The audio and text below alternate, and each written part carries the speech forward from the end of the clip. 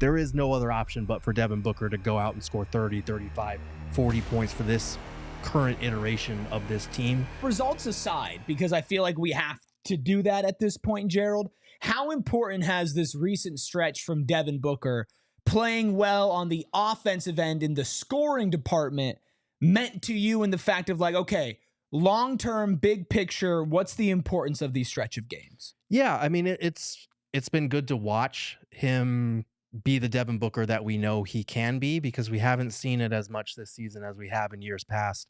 So for me, and I said this last game too, going into the offseason, because we're pretty much almost there at this point, I'm reassured by that heading into next year with or without Kevin Durant. If it's with Kevin Durant, you hope that Booker can tap into this Devin Booker more often, because I do think he's been very focused this season on the playmaking and doing the little things and trying to get guys involved. I think defensively he's needed to be better, but on the offensive end, I feel like he's been trying to do a little bit more and be more well-rounded instead of being the killer that he has to be over these last couple of games like we've seen. Like, there is no other option but for Devin Booker to go out and score 30, 35, 40 points for this current iteration of this team to be competitive, and he's doing that. So if it's with Kevin Durant, I hope that he's able to tap into that more regularly. And if it's without Kevin Durant, it's reassuring to see that, okay, in these last few games where KD has been sidelined, he can flip that switch. Like, this season hasn't ruined him. He hasn't regressed. He's not washed or whatever. Like, he's still very much Devin Booker.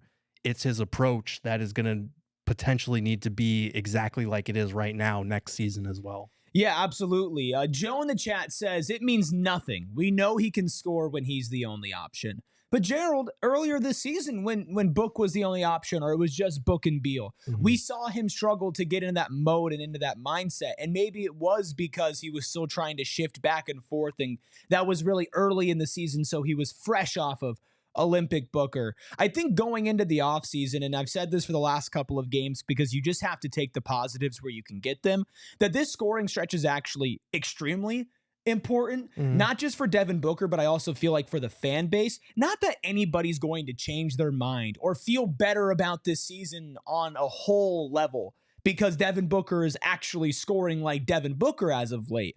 But there is a sort of vindication for those diehard fans, which a majority of the people in here and a majority of Suns fans feel like, hey, Devin Booker's still that guy and still our guy. I'm not going to go out here and tell you he's been better than Kevin Durant, because he hasn't been. Few players have, but he is still somebody who can go out there and can win you a game on his own. But with this team, the way that they have felt like they have just been falling flat, and Tyus Jones before the game mentioning that it feels like they've played with no energy and just don't come out with that oomph that they need.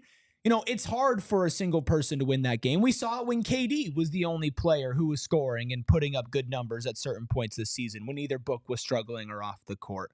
So to be reminded of that and not to go into the offseason having this looming thought of, man, even when Book had the opportunity to, he didn't show us who he was still.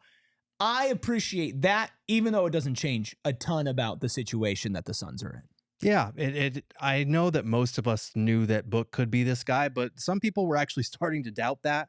And you look earlier in the season, like you mentioned, when KD was out and Book was constantly getting double teamed, he really struggled during that stretch. He was not the Devin Booker that we've seen over these last 4 or 5 games. So that is reassuring to me heading into next season, that he can still very much tap into that.